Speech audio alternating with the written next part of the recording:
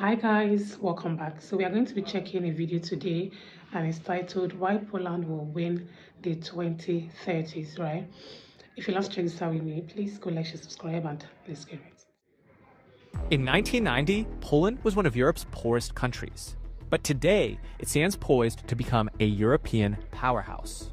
In the last 3 decades, the lives of everyday Polish people have been transformed as the GDP per capita has soared from $1,700 to over $22,000 today.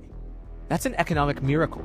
But how did a country once struggling under communism become Europe's fastest growing economy?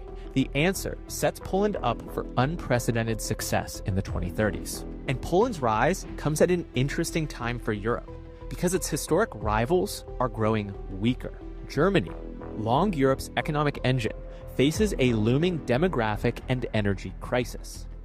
For decades, the German economic model relied on cheap Russian energy to fuel its industrial base. But after the Ukraine invasion, the shift to more expensive alternatives, like liquid natural gas from the US, Qatar, and Norway, has raised production costs, undermining its competitiveness in global markets. At the same time, projections indicate Germany will lose over 2 million workers by 2035 due to an aging population and low birth rates. And Russia is grappling with severe problems of its own. We will limit Russia's ability to do business in dollars, euros, pounds, and yen. International sanctions have dealt a crushing blow to its economy. Russia's global trade and finance capabilities have been severely restricted. Compounding these issues, Russia faces its own demographic crisis with high mortality rates and low births. In 1990, Poland's economic landscape was bleak, a wasteland of inefficient state-owned enterprises and empty store shelves. The country's economy had been ravaged by decades of communist mismanagement. From these ashes, Poland embarked on a radical reinvention that would transform it into Europe's economic dark horse. The transformation began with shock therapy that rapidly transitioned Poland from a centrally planned economy to a free market system.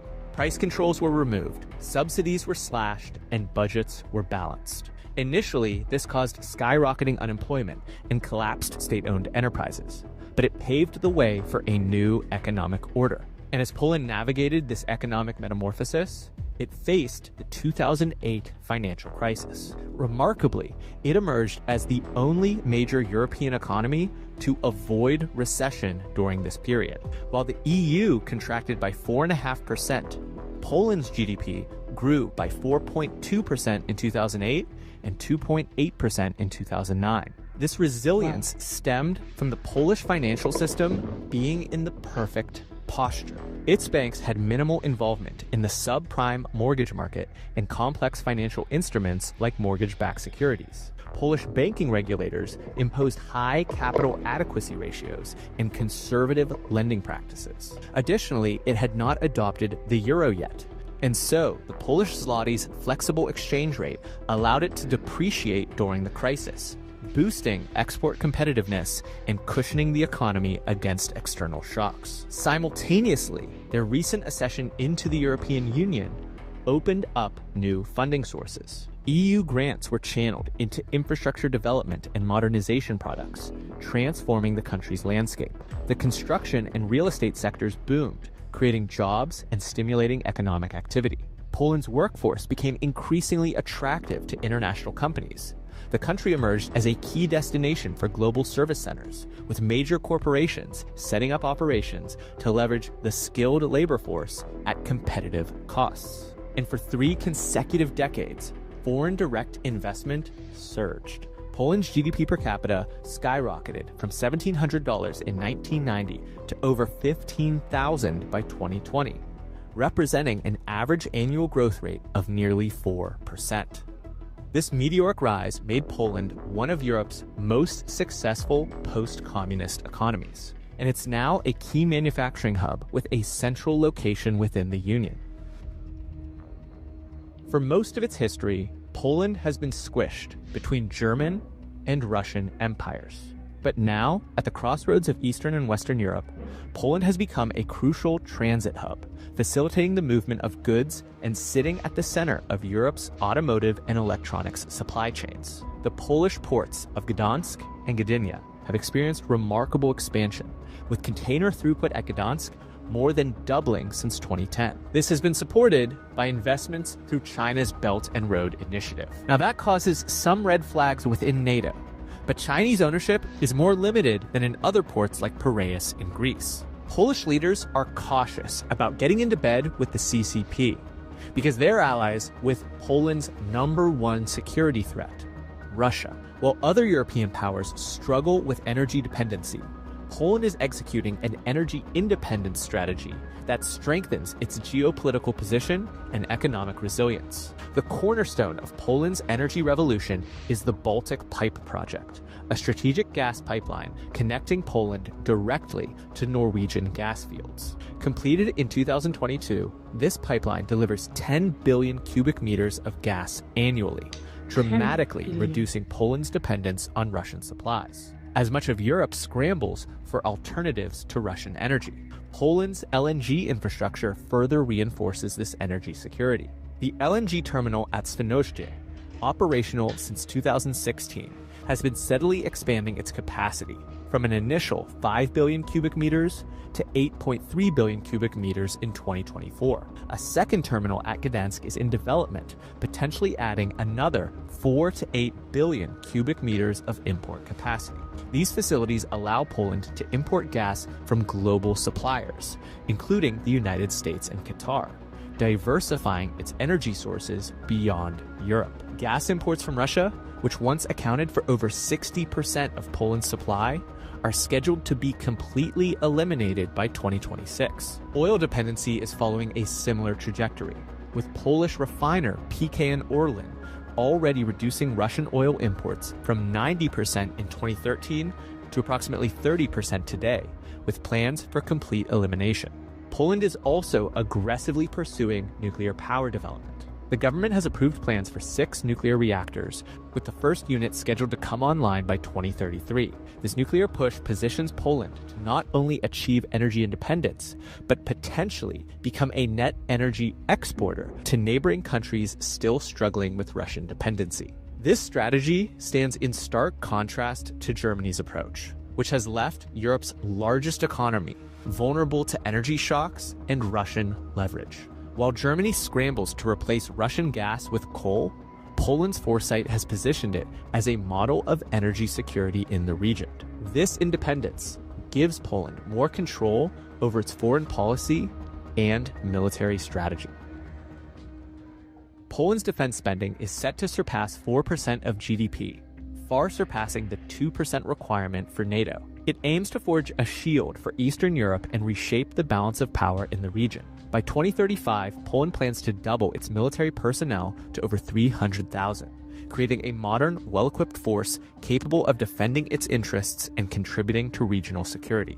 The Polish military's procurement drive includes orders for 1,000 K2 tanks and 288 Chunmoo artillery rocket launchers from South Korea, along with 96 Apache helicopters, 250 upgraded Abrams tanks, and 48 Patriot air defense missile batteries from the United States. And this massive military expansion is attracting foreign investment, particularly from South Korea.